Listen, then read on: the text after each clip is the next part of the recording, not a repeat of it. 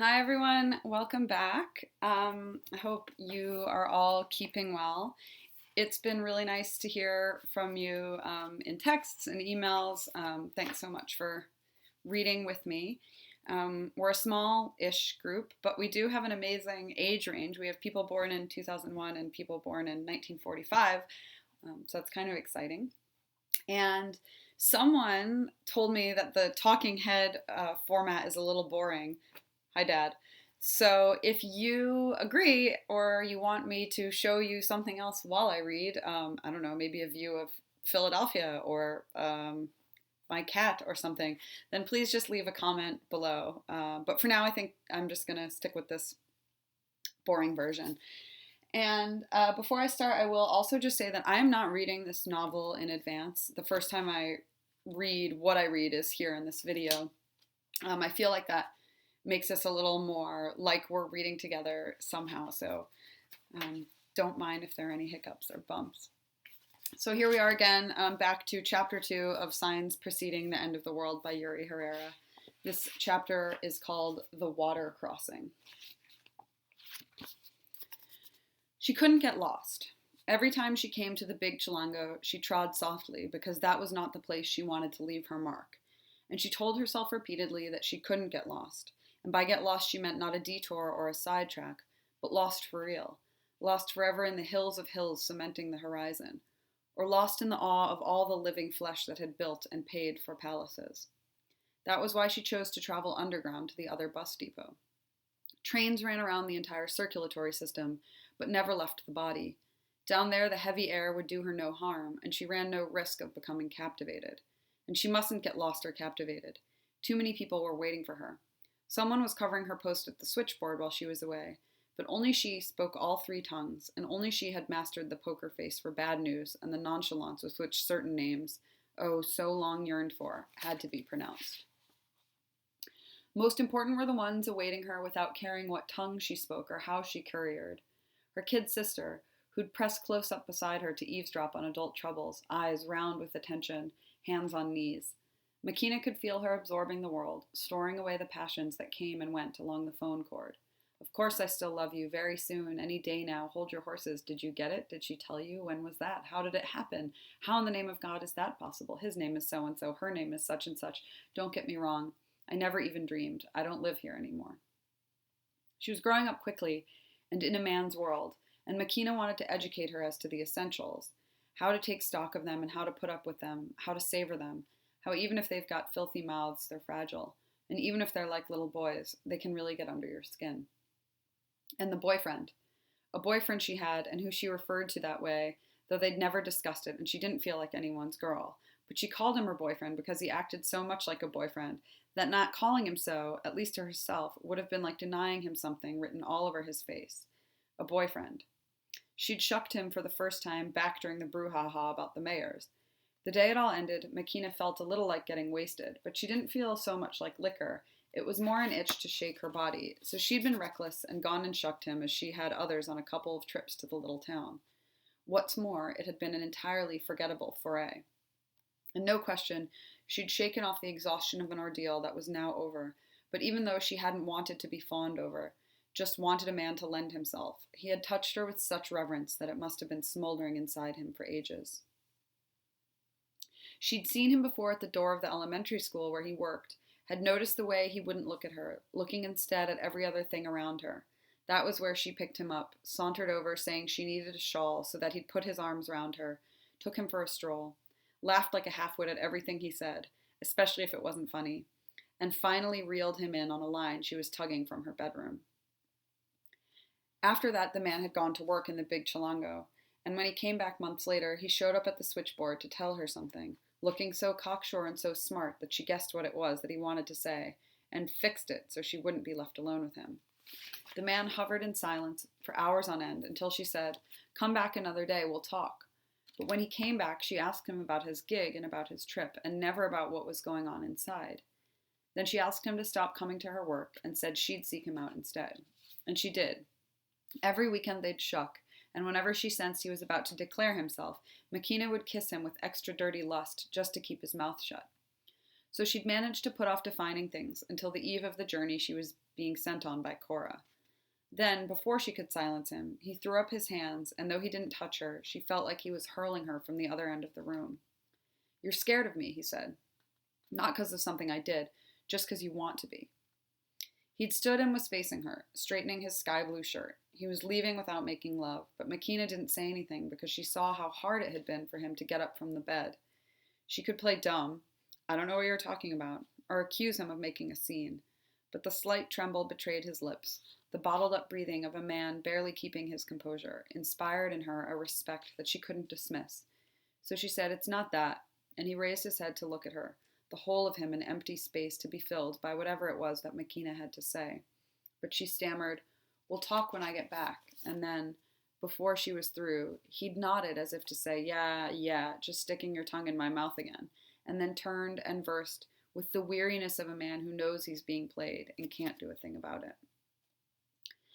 3 years earlier, one of Mr. H's thugs had turned up with some papers and told Makina that it said right there that they owned a little piece of land over on the other side of the river, that a gentleman had left it to them. On the paper was a name that might have belonged to the man who had been her father before he disappeared a long time ago. But Makina took no notice and instead asked Cora what the deal was, what that was all about, and Cora said, "It's nothing, just H up to his tricks." But in the meantime, the thug took Makina's brother out drinking and washed his brain with liquor and weasel words, and that night her brother came home saying, "I'm off to claim what's ours." Makina tried to convince him that it was all just talk, but he insisted, "Someone's got to fight for what's ours, and I got the balls if you don't." Cora merely looked at him, fed up, and didn't say a word, until she saw him at the door with his rucksack full of odds and ends and said, "Let him go. Let him learn to fend for himself with his own big balls." And he hesitated a moment before he versed. And in the doubt flickering in his eyes, you could see he'd spent his whole life there like that, holding back his tears, but before letting them out, he turned and versed and only ever came back in the form of 2 or 3 short notes he sent a long while later. 2 men ogled her in the bus ticket line. One pushed his face close as he passed and said, "Lucky's my middle name." He didn't brush against her, but he felt her up with his breath, the son of a bitch. Makina wasn't used to that sort of thing. Not that she hadn't experienced it, she just hadn't let herself get used to it. She'd either tell them to fuck right off or decide not to waste her time on such sad sacks. That's what she decided this time, but not because she was used to it. She bought her ticket and boarded the bus. A couple of minutes later, she saw the 2 men get on. They were hardly more than kids, with their peach fuzz and journey pride. Since they probably had no notion of the way real adventures rough you up, they must have thought they were pretty slick adventurers. They jostled each other down the aisle to their seats, a few rows behind Makina's. But the one who had spoken to her came back and said with a smirk, "Think this is me," and sat down beside her. Makina made no reply. The bus pulled out. Almost immediately, Makina felt the first contact, real quick, as if by accident. But she knew that type of accident. The millimetric graze of her elbow prefaced ravenous manhandling.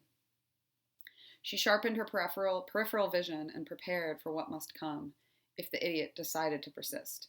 He did. Barely bothering to fake it, he dropped his left hand onto his own left leg, languidly letting it sag onto the seat and brush her thigh on the way back up, no harm intended, of course. Makina turned to him, stared into his eyes so he'd know that her next move was no accident. Pressed a finger to her lips. "Shh, eh?" And with the other hand yanked the middle finger of the hand he'd touched her with almost all the way back to an inch from the top of his wrist. It took her 1 second. The adventurer fell to his knees in pain, jammed into the tight space between his seat and the one in front, and opened his mouth to scream. But before the order reached his brain, Makina had already insisted, finger to lips, "Shh, eh?"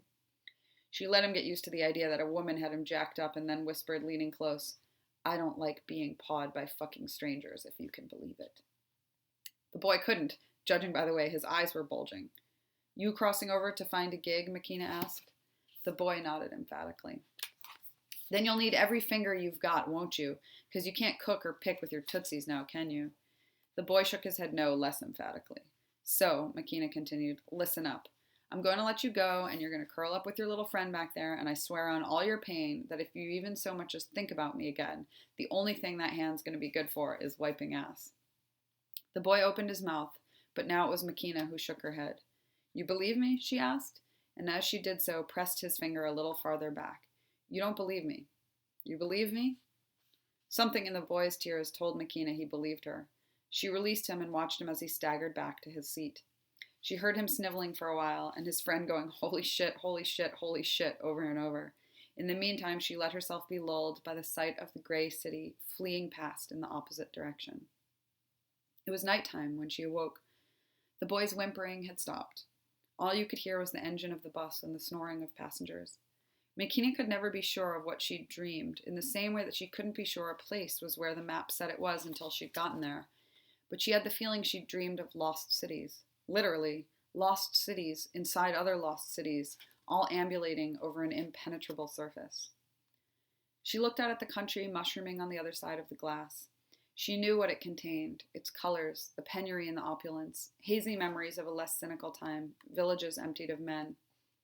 But on contemplating the tense stillness of the night, the darkness dotted here and there with sparks, on sensing that insidious silence, she wondered, vaguely, what the hell might be festering out there? What grows and what rots when you're looking the other way? What's going to appear? She whispered to herself, pretending that as soon as they'd passed the lamppost, or that one, she'd see what it was that had been going on in the shadows. Maybe a whole slew of new things, maybe even some good things, or maybe not. Not even in make-believe did she get her hopes up too high. The youngsters kept their distance in the remainder of the trip. When the bus stopped at gas stations, they waited for Makina to get off first and then cautiously emerged, like fugitives, and returned to their seats before she did. They crossed the entire country without one comment on the view. Finally, the bus reached the end of the land at almost midnight the following day.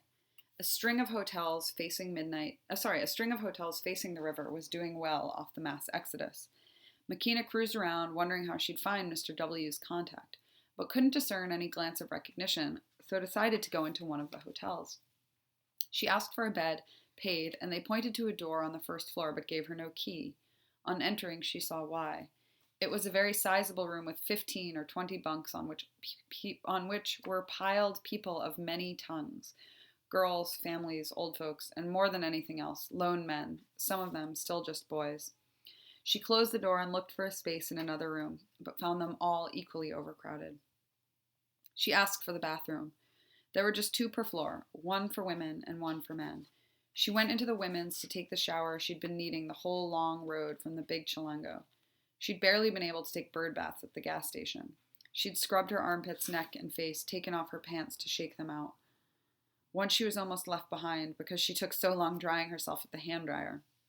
Now she could finally wash all over, and didn't mind that there was no hot water in the hotel shower. It was the same in her hometown. As she was soaping herself, she heard someone else come into the bathroom, heard the same someone take 2 steps and stop, heard them deliberating, and heard their hands dip into Makina's rucksack and rootle through her things. She poked her head out. It was a woman in her second youth. She looked tired. She had Makina's lipstick in one hand and started to apply it and didn't stop, despite the fact that Makina was watching her, and the woman could see she was. She watched her gussy up. She did it slowly and confidently, slid the stick from one side to the other of each lip, and then swooped it up as if she'd come to the edge of a cliff, smacked her lips together to even out the color, puckered them for an air kiss. When she was done, still staring into the mirror, the woman said, "Me? I tell you, I'm going to start off on the right foot. Don't know if makeup will help, but at least no one can say I showed up scruffy, you know?" And only then did she turn to look at Makina. "You look very pretty," Makina said. "It'll all go great. You'll see." The woman smiled, said, "Thanks, hun," put the lipstick back, and versed. After her shower, she went back to wandering the rooms where those in flight sweated out the night. Many were sleeplessly waiting for their contact to show and tell them it was time. She deciphered a letter for a very old man who couldn't read, in which his son explained how to find him once he'd crossed. She taught a boy how to say soap in Anglo and explained to another that, as far as she'd been told, you weren't allowed to cook on the sidewalk over there. There were traders, too, who just crossed back the other way and slept with their arms around bundles of clothes or toys they'd brought to sell. She versed to the street. Small groups walked the length of the line, moving farther from the glimmer of the northern city till they found their point of departure. Among them, she saw the 2 boys from the bus negotiating the price of crossing with a couple of men. The men retreated a moment to consult together, talking Anglo so the others wouldn't understand. "Should we take 'em?" asked the first, and the other said, "Let 'em wait. Too bad if they're in a hurry. Plus, word is that security is tight." "For real?" "For real. Damn, then we really should take him, or act like we are. Got another little group will pay us more if we cross him right now. Let's put these scrubs out as bait and get the others over. Just what I was thinking. That's what they said in Anglo tongue, and Makina heard it as she sidled up and past them. She kept on going, and when she got to where the boys were, said, "Watch it," without turning toward them. The one who had touched her flinched, but the others seemed to realize that Makina was talking about something else. Not about what a badass she was. "Watch it, they're out to screw you. I was you, I'd find someone else," she said, and kept on. The youngsters looked at the men, and the men guessed Makina had said something. Both parties swiftly saw the deal was off, and the men went to find new clients. She walked up and down the riverbank until the night waned. Then she sat at the water's edge to scan the horizon as she ate one last hunk of brittle, sweet and thick with peanut salt. And just as the sun began to rise, she saw a light flicker meaningfully on the other side. Against the clear dawn glow, she made out a man and saw that he was the one signaling to. So she raised an arm and waved it from side to side. The man switched off his light and went to get something from a truck parked a few feet away. He came back with an enormous inner tube, like from a tractor, tossed it into the water, climbed inside, and began to cross the river, propelling himself forward with a tiny oar he'd brought along. As he made his way across, Makina could begin to distinguish the features of the silhouetted man. His skin had the dark polish of long hours spent in the sun. A short salt and pepper beard softened his face, in the center of which a large nose, slightly hooked, jutted out. He wore a white shirt darkened by the water scaling his torso, and he carried his own rucksack. Though he gave the impression of being short, as soon as he emerged from the river, she saw that he was at least 2 hands taller than her, and wiry. Every muscle in his arms and neck seemed trained for something specific, something strenuous. "Hey there," he said as soon as he was out of the water. "So you're going over for a little land, I hear." "Ha," said Makina. "Land's the one thing we got enough of.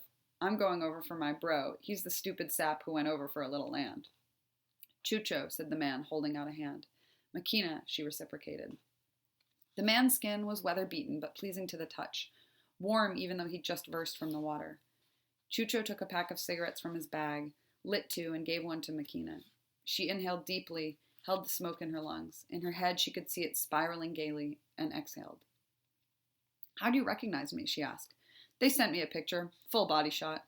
For a moment, Makina thought he'd make some comment about her looks. "You're even cuter in the flesh," or "what a tasty surprise," or "a sight for sore eyes," or any of that oafishness that makes men feel they're being original. But Chucho just kept smoking, face to the dawn. "Wouldn't it be better to wait till it's dark again?" she said. "Wouldn't it be too easy for them to spot us now?"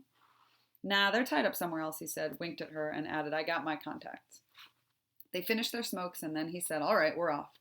He pulled another small oar from his pack and handed it to Makina, pushed the tube back in the water, and helped Makina get in front of him. The first few feet were easy.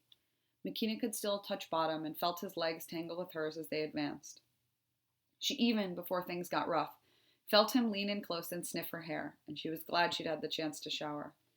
But suddenly the riverbed ducked away and an icy current began to push their feet away like a living thing, relentless. "Row," Chucho said. Makina already was, but the tube was being tugged into this current as though adrift. "Row," repeated Chucho. "This is going to be a bitch." Hardly had he spoken when a torrent of water bounced them out, flipping the tube. Suddenly the world turned cold and green and filled with invisible water monsters dragging her away from the rubber raft. She tried to swim, kicking at whatever was holding her, but she couldn't figure out which side was up or where Chucho had gone. She didn't know how long she struggled frantically, and then the panic subsided, and she intuited that it made no difference which way she headed or how fast she went, that in the end she'd wind up where she needed to be. She smiled. She felt herself smile. That was when the sound of breaking water replaced the green silence. Chucho dragged her out by the pants with both hands. They'd reached the opposite bank, and the inner tube was swirling away in the current as if it had urgent business to attend to. They lay on the shore, spent and panting. It had hardly been more than a few dozen yards, but on staring up at the sky, Makina thought that it was already different, more distant or less blue. Chucho stood, scanned the city at their backs, and said, "Well now, next part's easier." Whew, lots of action. All right, thanks for joining me. Stay safe, stay well. I miss you all, and I will see you here tomorrow. Bye.